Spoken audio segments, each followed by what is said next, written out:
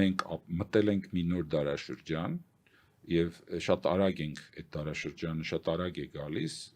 զուտ տնտեսական տեխնոլոգիական իմաստով ես սա օրինակի վրա բերեմ տեսեք Իլոն Մասկը խոսեց մի քանի օր առաջ նրա մասին որ 2040 թվականին ավելի շատ ռոբոտներ են լինելու քան մարդ այսինքն մենք 15 տարվա մասին ենք խոսում արհեստական բանականության արագությունը իր աճի եւ գնի եւ այլի ու աննախադեպ արագություն ունի այսինքն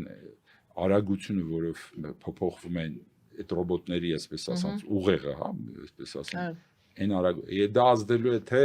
զենքերի նոր տեսակների վրա պատերազմների վրա հենց պատերազմների վրա այն ինչ որ տեսնում ենք դրանք ծաղիկներ են ընդամենը դա վերաբերելու է տնտեսության էներգետիկային դա մեր պատկերացումները աշխատանքի մասին առաջիկա 10 տարվա ընթացքում 50 տարվա փոփոխությունների չափ փոփոխություններ են սպասվում աշխարհում այդ փոթորկալի փոփոխությունների մեջ չի կարող Հայաստանում լինել ավանդական 30 տարվում ձևավորված քաղաքական դաշտը այդ քաղաքական դաշտից ոչինչ չի փլատակներ կմնան որովհետև լրիվ նոր իրավիճակներ են առաջանալու դրա համար նոր ձևավորվող ուժերի մասին է խոսքը գնում այսինքն նոր քաղաքական իրավիճակի մասին է որը արտակարգ իրավիճակում է ձևավորվելու եւ արդեն ասենք այն ժողովրդի մեջ մեր ժողովուրդը ունի այդ հնարավորությունը տեսեք լավատեսական բաներ որ ասում եք լսվում է լավատեսության համար աչքեր պիտի ունենաս որպեսզի տեսնես ամբողջ այս կենտրոնական Ասիա հարավային Կովկաս տարածաշրջանում բարձրագույն նորագույն տեխնոլոգիաների արհեստական բանականության որևիցե այդպիսի ինֆորմացիոն տեխնոլոգիաների ասպարեզի ինվեստիցիաների 70%-ը ներառյալ Ղազախստան, Ուզբեկիստան, Ադրբեջան, այդ հարուստ երկրները, չէ, Հայաստանում է։ Մենք միակ երկիրն ենք այս տարածաշրջանում, որ կարողացել ենք էկոսիստեմ ստեղծել բարձրագույն տեխնոլոգիաների եւ ինֆորմացիոն տեխնոլոգիաների, որ երևույթ է, այսինքն մեր ժողովուրդը այդ պոտենցիալը ունեցող ժողովուրդն է։ Տարեկան հասել է $1 բիլիոն, $1 միլիարդ ինվեստիցիաներ է արվում Հայաստանի մեջ, հասկանում եք։ Բայց այս սրա փաթեթավորողը եւ ներկայացնողն ու հասկացողը քաղաքական վերնախավում չկա։ Ուրեմն հենց այդ ոլորտի մեջից այն ուժերը, որոնք հաջողել են, նրանք շատ մեծ դերակատարում կարող են ստանալ։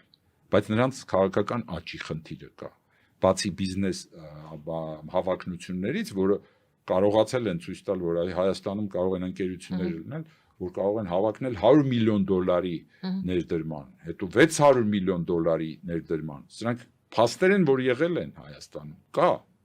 բայց ով է այդ ամեն ինչը նկատում։ Եվ վաղվա աշխարհը, որը ձևավորվելու է, այդ ենթակառուցվածքների վրա է ձևավորվելու։ Ոչ միայն ճանապարհների, այլև որտեվ այդ նույն չինական ճանապարհը դա միայն ճանապարհ չի մետաքսի, հա նոր։ Դա նոր ենթակառուցվածքների ճանապարհ է։ Եթե դրա փոխարեն լինի եվրոպական ճանապարհը, որը հիմա Ուրսուլա ֆոն դեր Լայնը Տաշկենտում, ասենք, քննարկեց, չէ, եւ ասաց, որ իրենց Սամարգանդում ներողություն, որ պիտի բան անեն, իրենք կառուցեն այդ ենթակառուցվածքները, կամ թե երրորդ մի ինչ որ ծրագիր, կապ չունի, բոլոր այդ ծրագրերը պիտի ունենան այսպիսի հատկություններ, իրենք ենթակառուցվածքային պիտի լինեն, ոչ թե տրանսպորտային, ինչպես որ ներկայացվում է Հայաստան որպես տրանսպորտային խաչմերուկ։ Լավ, այսինքն ոչ թե տրանսպորտային խաչմերուկ պիտի լինի, այլ պիտի տարածաշրջանի այդ նորարարությունների տեխնոլոգիական տրանսֆերի կենտրոն պիտի լինի։ Այն դեպքում դու եւ ֆունկցիա ես ձեռք բերում տարածաշրջանում ու կապ չունի միայն փոքրիստոնյա կամ իսլամ լինելը հարևանների, դու խնդիր ես վերցնում քո վրա, ու այդ խնդիրը սկսում ես լուծել, ու բոլորը ընդունում են, որ դու լավ ես լուծում, ուրեմն այո, դու լուծիր այդ խնդիրը։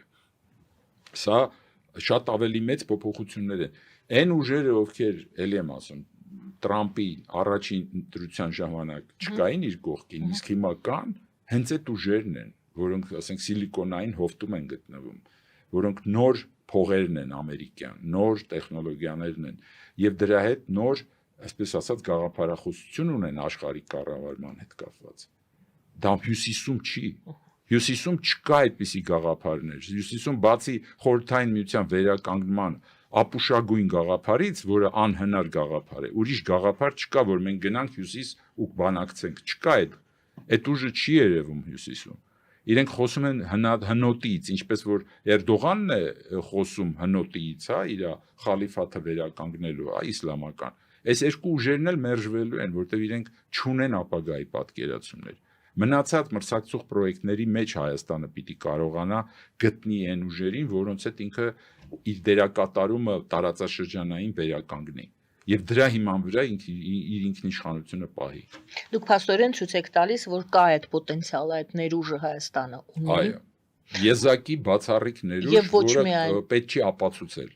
Հայաստանը 61 թվականին արդեն ուներ արհեստական բանականության ինստիտուտ։ Մի ամբողջ գիտահետազոտական ինստիտուտ, որը զբաղվում էր արհեստական բանականությամբ։ Ուղղակի իր անունը կոչվում էր Ակադեմիայի հաշվողական կենտրոն, որը հիմնադրել է Մերգելյանը։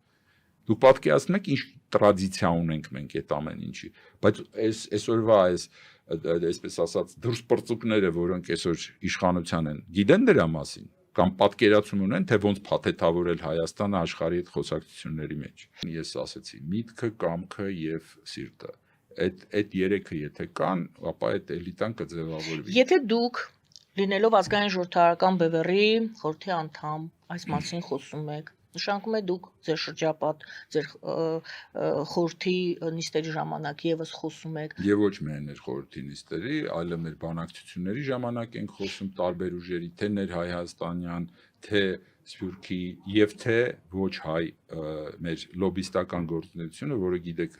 ունի իր թևերը թե Միացյալ Նահանգներում, թե Եվրոպայում, թե Մեծ Բրիտանիայում։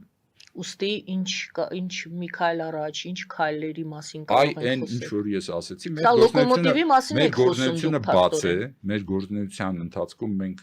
համագործակցում ենք բոլոր այն ուժերի հետ, որոնք այս սկզբունքների հետ կարող են համաձայնվել։ Մենք ուրիշ սկզբունքներ չենք դնում, հատուկ նոր ինչ որ սկզբունքներ չենք դնում։ Սա այն տեսլականն է, որը ունի բևեռը, եւ այդ բևեռը դրա այդ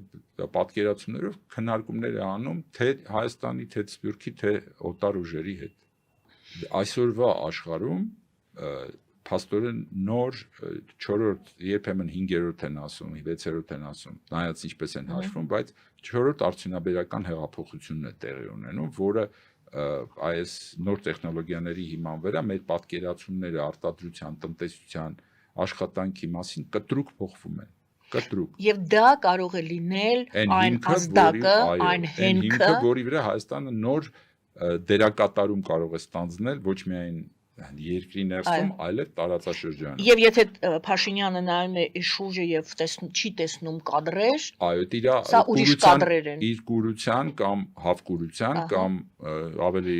վատ, որտեվ երրորդ աչք էլ երբեմն կույր մարդիկ երրորդ աչքով ավելի շատ են տեսնում։ Այստեղ այդ տեսակից է գալիս, որ ինքը չի տեսնում։ Ես կասեի շատ ցածր տեսակից է գալիս, որ ինքը չի կարողանում տեսնել իր ժողովրդի հնարավորությունները։ Կամ նա փնտրում է ոչ թե ժողովրդի մեջ, այլ իրեն շրջապատող ինչ-որ նեղ շրջանակում։ Իր ոչ բարոյական, ոչ մտավոր հատկանիշներով ինքը, նորից եմ ասում, ինքը որպես կրկեսի մաս կարող է ընդունվել, բայց ոչ որպես պալատի ներկայացուցիչ։ Տարիների ընթացքում մենք աշխատել ենք, տարիների ընթացքում արձանագրել ենք, որ գոյություն ունի ուրիշ Հայաստան, գոյություն ունի ուրիշ քաղաքական պատկերացումներ։ Այդ քաղաքական պատկերացումները, եթե դեռ չի հաջողվել ժողովրդի մեծամասնությունը, որ ընդունի, դա չի նշանակում, որ վաղը մեր ժողովուրդը պատրաստ չի լինելու ընդունել կախված այն վիճակից արտակարգ, որի մասին ես ասեցի, որտեղ այն ինչ որ մենք տեսնում ենք հյուսիսում, հարավում, արևմուտքում, Թուրքիայում էլ հիմա սկսվեց։ Այսինքն այդ փոթորիկները ժամանակն է այդպեսին եւ այդ արտակարգ իրավիճակին համապատասխան արտակարգ կառավարում պիտի լինի Հայաստանին եւ այն ուժերը, ովքեր պատրաստ են այդ բեռը ստանձնելու այդ ժամանակի համար, պիտի պատրաստվեն դրան։ Դուք պատրաստ եք Ես ասացի, որ ընդունելու դրանով ենք զբաղված։ այդ Ես մեր ամբողջ գործունեությունն ու ժամանակը տրամադրվում է հասկանալուն այդ նոր իրավիճակին, որը գալիս է։ որը դուք ասում եք, այսպես գեղեցիկ ամբավ գորգոր չլինի, բայց լուծումը կա, դուռը կա, դուք գիտեք որն է այդ դուռը եւ փորձում եք մոտենալ այդ մացառները դեպի այդ դուռը տանող մացառներն եք քանդում մաքրում դուք։ Գիտեք ինչ, երբ որ եթե հիշացնեմ այդ բանը, էլի պատկերը, Մուսա Լեռան պայքարող ժողովուրդը, չէ, դրոշ ուներ, այդ դրոշով, եթե դրոշը չդներ, ապա իրեն չէին էլ նկատի, չէ։ Ուրեմն պայքարելը անհրաժեշտ պայման է, բայց դու նաև պետք է կարողանաս քեզ ներկայացնես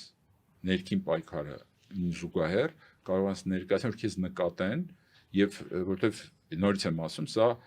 կլիմայական փոփոխություն է, սա մենակ հայ ժողովրդի խնդիրը չի, այստեղ մեծ փոփոխություններ են, եւ այն բոլոր ուժերը, ովքեր ունեն ընդհանուր շահեր, մեր այս արժեքների հետ ընդհանուր արժեքներ, մենք պիտի կարողանանք դուրս գալ միացյալ ուժերով։